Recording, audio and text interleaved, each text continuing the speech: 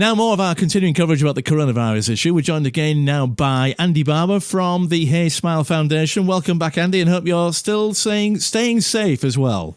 Hi, John. Yes, and unfortunately, I'm looking out the window at the fantastic weather. Not experiencing much of it myself, but no. I'm hopeful it will continue into the weekend and maybe get a bit of the sunshine on my back. Absolutely. It's important to get that daily exercise as well, just for the mental health well-being as well, isn't it?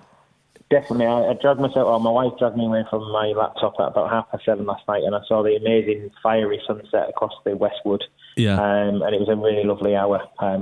East Riding is a beautiful place to live. We're very, very fortunate, all of us, and it's nice to get out there, and the temperature was amazing, and it's just nice to switch off for an hour. It certainly is. Help me fall asleep at night rather than keep thinking about what else needs doing. No, I know, and it's a never-ending list of that as well. And here we are now into the fourth week of the lockdown. And what's your report from across the East Riding? Would you say it's going pretty well? I think now, isn't it? I think he's going well. I think the energy levels are still there. We've got a massive wave of additional volunteers and support. Whether it be statutory support from the fire service coming on board, or whether it be the additional support and grants that we're giving out to the COVID groups. As I always say when I'm giving you an update, it's not about the Smile Foundation, it's not about East Riding Council, it's about the communities in the lead. They've got that good neighbour, that good family, and then that utilising the number, the 393919. But, just continue to reiterate that fact. If you're out there and you've nominated yourself to be a volunteer and you've not been utilised as yet, do not think that that's a negative. Do not think that we're not thinking about you. There will be an update coming to you in the next couple of days.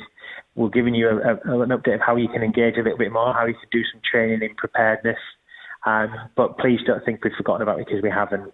It's just at the minute things are going relatively well.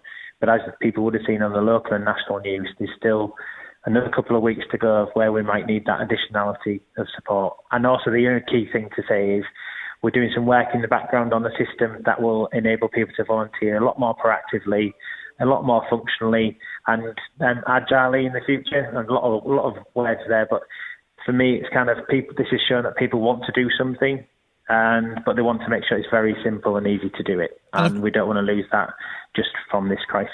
And of course, for many people, they've probably never volunteered for anything in their lives before either, so it's a brand new experience too. Definitely. I think what's been the great thing about the local communities doing things, it's been really easy to step up and be counted and play your part. And that bureaucracy and that that paperwork and that 3 months of waiting for your DBS check to come through and so on was eradicated to a degree. And I want to really stress the point that safety is really paramount, and DBS checks, we're trying to get as many people through DBS checks as quickly as possible at the moment, to give both the person receiving the support from a volunteer that safety and security, but also as an individual yourself, as a volunteer, having that DBS check gives you that badge of honour as well. But for me, we've seen that the community wants to volunteer.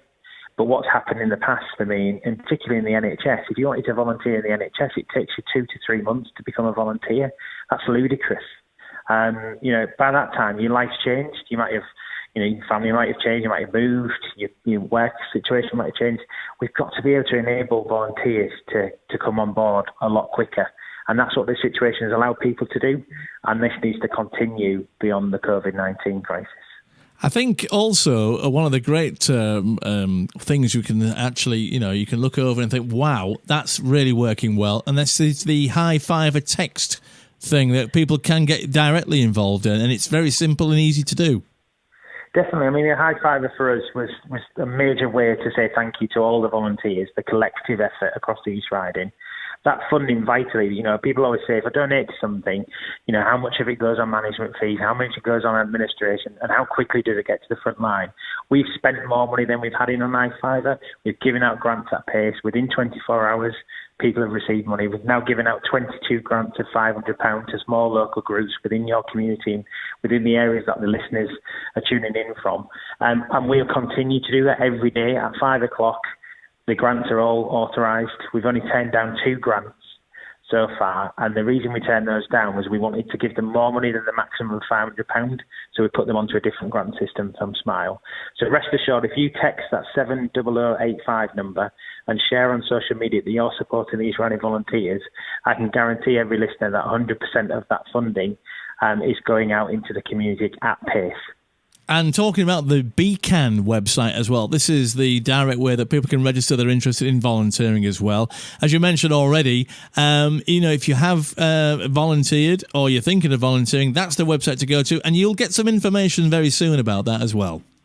Definitely, and we're trying to get people in touch as much as we can. We're obviously working wherever possible, where the problems are first, and working our way back, so please bear with us. The only thing I'll say is there's thousands and thousands of people that have nominated themselves to volunteer, both locally and nationally through the NHS website. We're getting pushback from national NHS saying you aren't using the Good Sam volunteers. Why aren't you using the national system? The reason we aren't using the national system at the minute is because East Riding communities are absolutely bloody brilliant. And we have had enough volunteers and enough support locally through our contact centre straight away. And yes, we want to use the Good Sam volunteers. And if you've logged on to that, rest assured, again, we are monitoring and supporting how you can connect in. But at the minute, touch wood, it's going really well. And there's more volunteers available to help than there is need at the moment. That's not to say that won't change. And what I keep saying to all of my team is that we cannot get complacent. This illness can come back and hit us smack in the face very, very hard if we get complacent. We've seen an amazing response by our NHS and by our community by going into the lockdown. That stopped and prevented a lot of the problems, but we may get hit again and we might not have reached the peak yet. So please do not kind of go outdoors too much. Listen to the national media, listen to the news, protect our NHS, protect yourself and your family, and we'll make sure that if you put yourself forward to volunteer, we'll protect you. We won't put you into a place where you stood around doing nothing with a lot of people that will be putting you at risk. We'll only utilise you and your skill set to the maximum when we've got that gap that needs filling. But it's so wonderful for everybody to know that army is there as and when we need it. And I'll be sending some messages and people get fed up with my voice, they might get fed up with my little videos I do. But that's just to kind of keep you up to pace and keep you up into what the needs are and so on. But thank you so much to all of your listeners, to everybody who's volunteered, but everybody who's also isolated and protected themselves and most importantly, protected our NHS. Andy, thanks to you and your team for all the work that you're doing as well. We'll talk again in a week or so, and stay safe and all the very best. And thanks for talking to us once more. Thank you, John. Thanks for everything you guys do. Cheers.